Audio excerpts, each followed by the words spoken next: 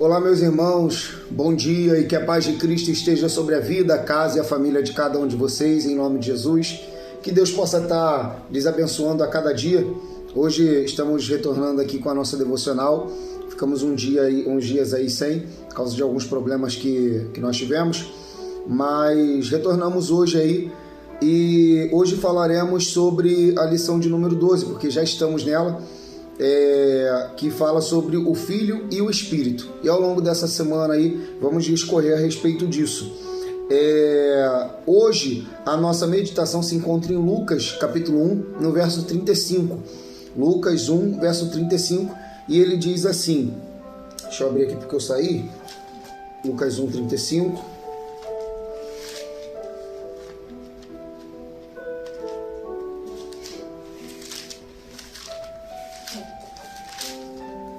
E a Bíblia fala assim: respondeu-lhe o anjo, descerá sobre ti o Espírito Santo, e o poder do Altíssimo te envolverá com a sua sombra. Por isso, também o ente santo que há de nascer será chamado Filho de Deus. Amém? Vamos orar em nome de Jesus. Senhor Deus e Pai, Deus da glória, Pai querido, nesse momento estamos diante da Tua presença.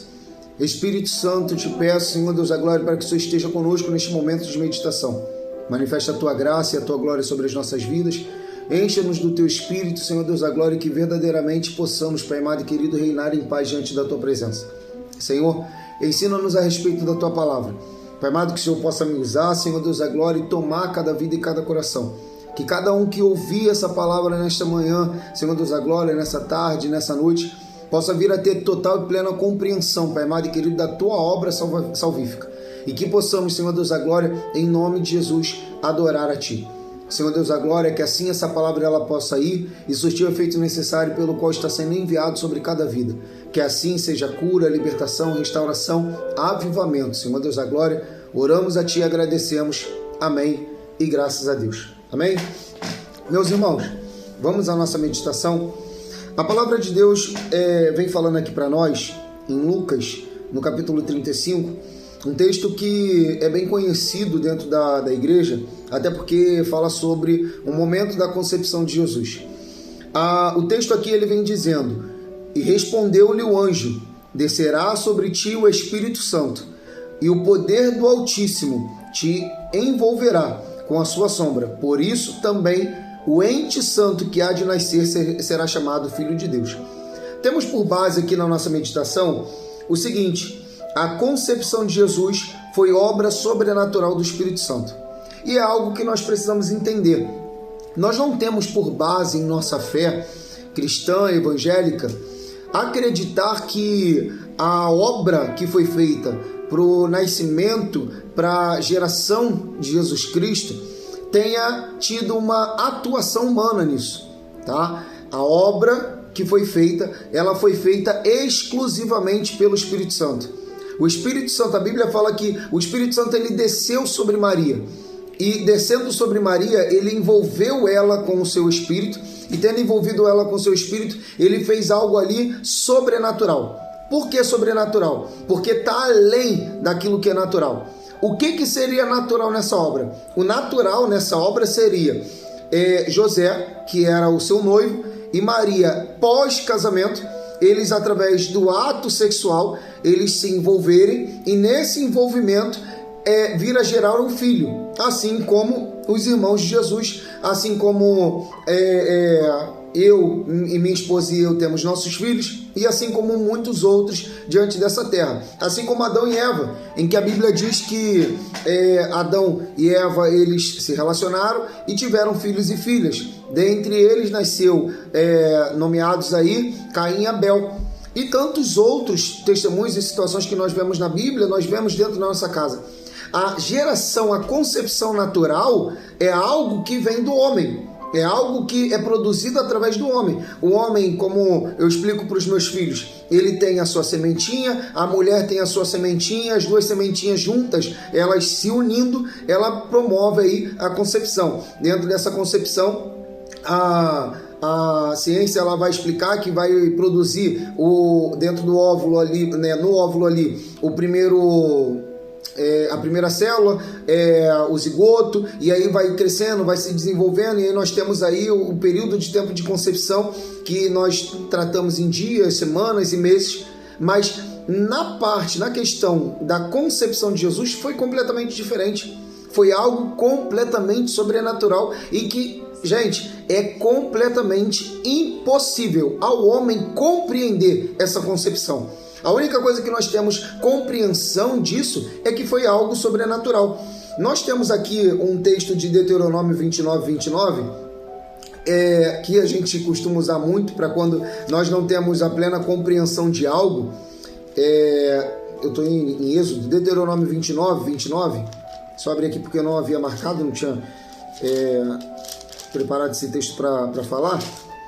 Fala assim: as coisas encobertas pertencem ao Senhor nosso Deus, porém as reveladas nos pertencem a nós e a nossos filhos para sempre, para que cumpramos todas as palavras dessa lei.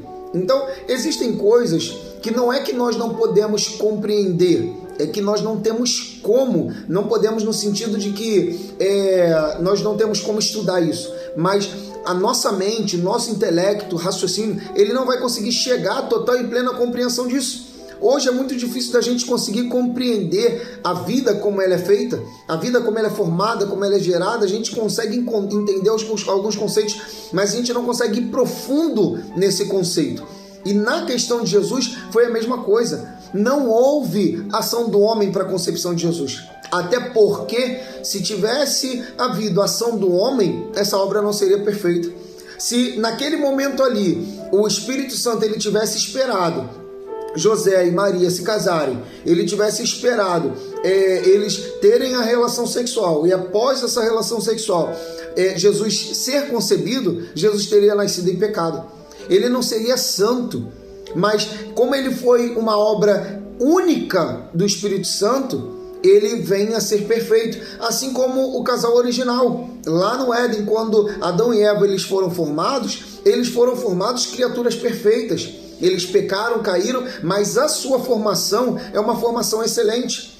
Nós vamos olhar e ler aqui em Romanos 8, no verso 1, em diante, ele diz assim: agora, pois, nenhuma condenação há para os que estão em Cristo Jesus, porque a lei do Espírito da vida em Cristo Jesus te livrou da lei do pecado e da morte.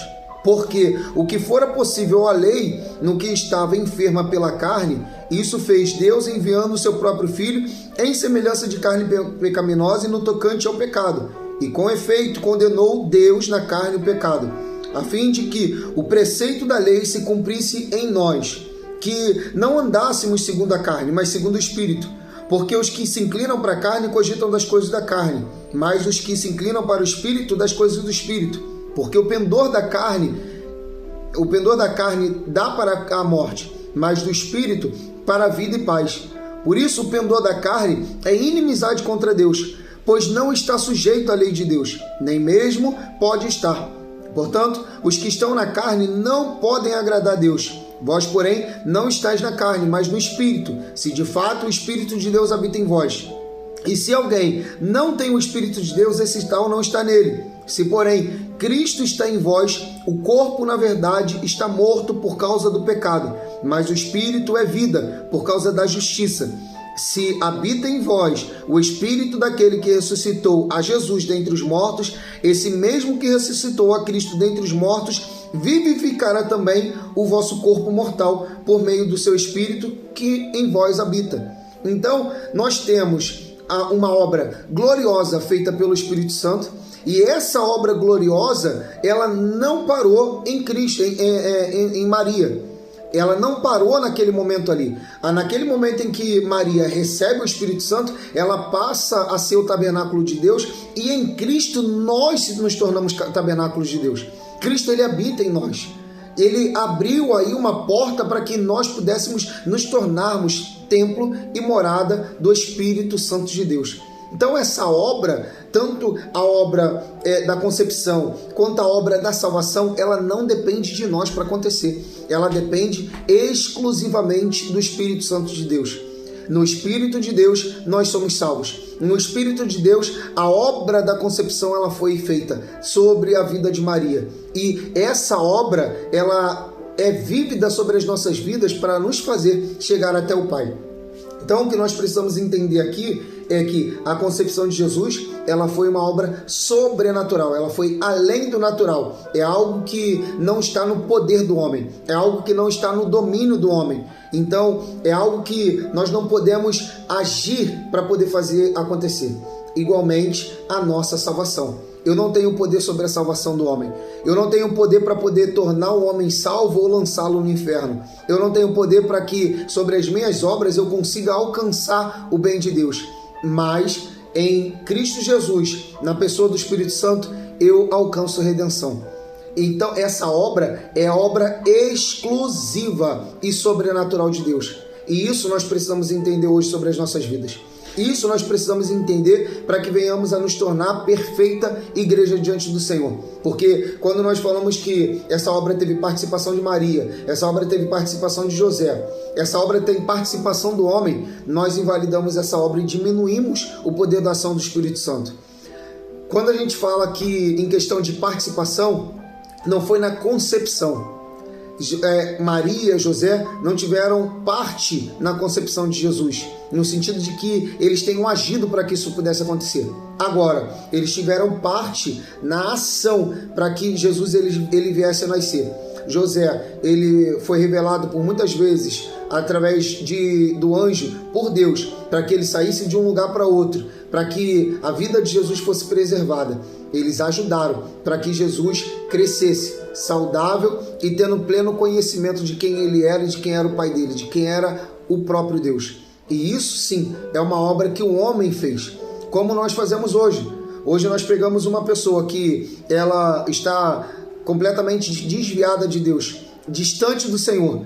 A obra de salvação é do Espírito Santo, mas ele nos usa para que nós venhamos a falar do amor dele para essas pessoas, para que nós venhamos a falar da ação divina de Deus sobre as nossas vidas. E essa ação faz com que as pessoas sejam alcançadas em nome de Jesus.